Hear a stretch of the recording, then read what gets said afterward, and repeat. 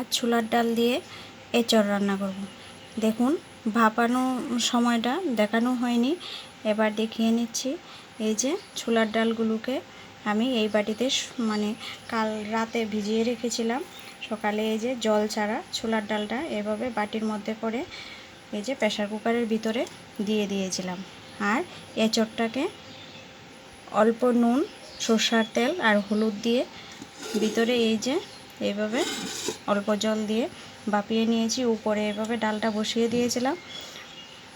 ডালটাও আধ সেদ্ধ হয়ে গেছে আর এঁচড়টাও সেদ্ধ হয়ে গেছে। এবার জল ঝেড়ে নেব। জলটা ঝেড়ে নিয়েছি। এবার এঁচড়ের জন্য একটা ভাজা মশলা বানাবো। ভাজা মশলাটার জন্য এখানে একটা তেজপাতা, একটা শুকনো লঙ্কা, দুটো এলাচ, অল্প দারচিনি, অল্প জিরে নিয়েছি। এগুলোকে শুকনো কলায় ভেজে নেব। এগুলোকে শুকনো কলায় ভেজে নিয়েছি। এবার নামিয়ে নেব। শিলনোড়ায় বেটে নেব। গুঁড়ো করে নিয়েছি। এঁচড়ের জন্যে এই আলুগুলোকে ডুমো ডুমো করে কেটে রেখেছি, ভেজে নেব। আলুগুলো দিয়ে দিয়েছি। দিয়ে দিলাম স্বাদ মতো নুন, হলুদ। আলুগুলোকে ভালোভাবে ভেজে নেব। আলুটা লাল করে ভেজে নিয়েছি। এবার নামিয়ে নেব। ফোড়নের জন্যে দিয়ে দিলাম একটা তেজপাতা, একটা দারচিনি, দুটো এলাচ, দুটো লবঙ্গ। দিয়ে দিচ্ছি গোটা জিরে।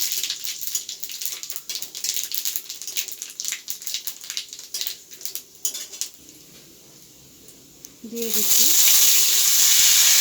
ভাপিয়ে রাখা এঁচড়। এবার এঁচড়টাকে ভেজে নেব।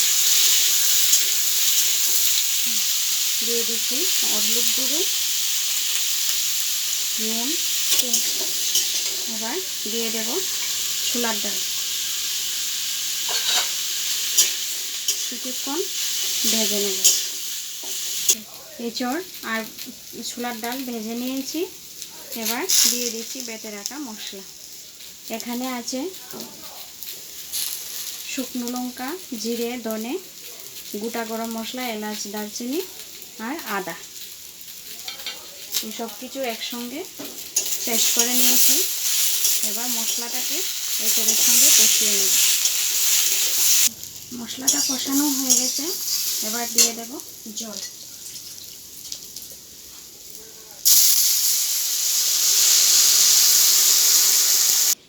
দিয়ে দিচ্ছি স্বাদ মতো নুন। এবার কিছুক্ষণ ঢাকা দিয়ে সেদ্ধ করে নেব, কারণ এই যে ছোলার ডালটা হাফ সেদ্ধ হয়েছে।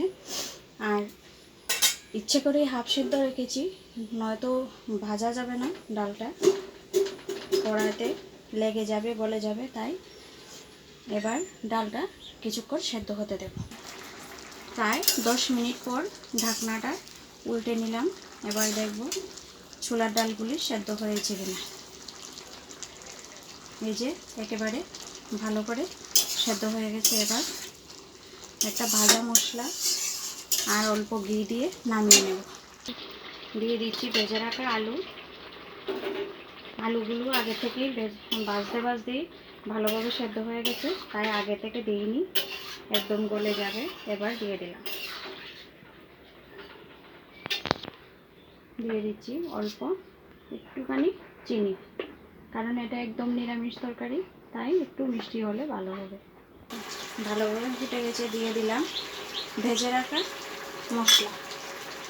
এবার দিয়ে দেব গরম মশলাটাও। দিয়ে দিচ্ছি ঘি। তরকারিটা হয়ে গেছে পুরোপুরি। এবার নামিয়ে নেব। হ্যালো,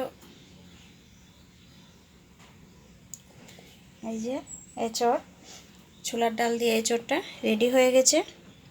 একদম এইভাবে বানিয়ে খেয়ে দেখবেন। যদি ভালো লাগে কমেন্ট করে জানাবেন। ধন্যবাদ।